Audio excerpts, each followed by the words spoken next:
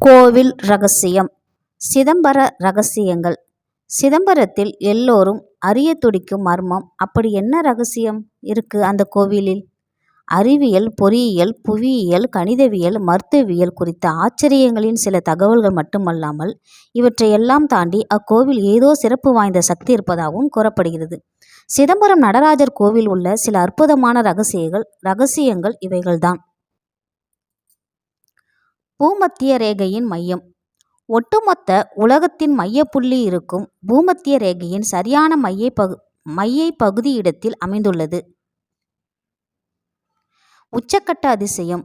பஞ்சபூத கோவில்களில் ஆகாயத்தை குறிக்கும் தில்லை நடராஜர் ஆலயம், காற்றை குறிக்கும் காளஹஸ்தி ஆலயம், நிலத்தை குறிக்கும் காஞ்சி ஏகாம்பரேஸ்வர் ஆலயமும் சரியாக ஒரே நேர்கோட்டில், அதாவது சரியாக 79 டிகிரி 41 மினிட்ஸ் ஈஸ்ட் தீர்க்க ரேகையில் அமைந்துள்ளது.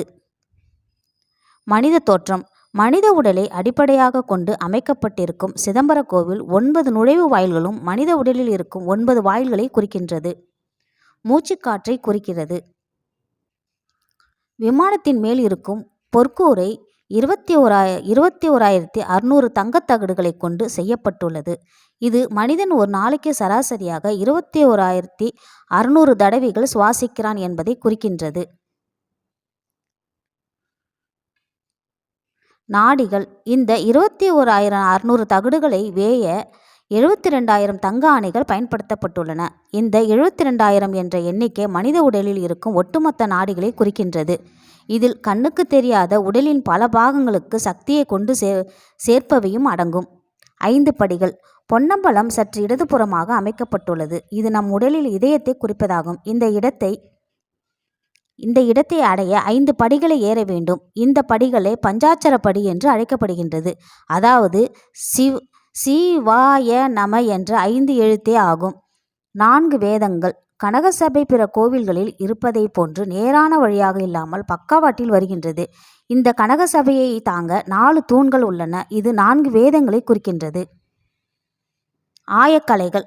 பொன்னம்பலத்தில் 28 தூண்கள் உள்ளன. இவை 28 ஆகமங்களையும் சிவனை வழிபடும் 28 வழிகளையும் குறிக்கின்றன.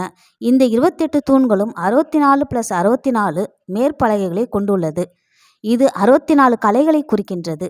இதன் குறுக்கில் செல்லும் பல பலகைகள் மனித உடலில் ஓடும் பல இரத்த நாளங்களை குறிக்கின்றது. பொற்கூரை. பொற்கூரையின் மேல் இருக்கும் 9 கலசங்கள் 9 வகையான சக்தியை குறிக்கின்றது. அர்த்த மண்டபத்தில் உள்ள 6 தூண்கள் 6 சாஸ்திரங்களையும், அர்த்த மண்டபத்தின் பக்கத்தில் உள்ள மண்டபத்தில் உள்ள 18 தூண்கள் 18 புராணங்களையும் குறிக்கின்றது. தாண்டவம்.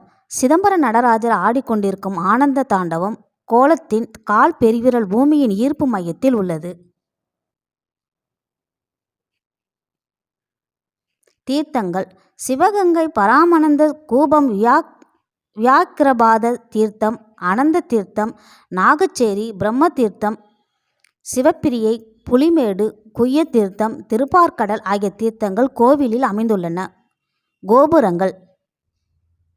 இக்கோவிலில் 4 ராஜகோபுரங்கள் உள்ளன. இவை 7 நிலைகளை கொண்டவையாகும்.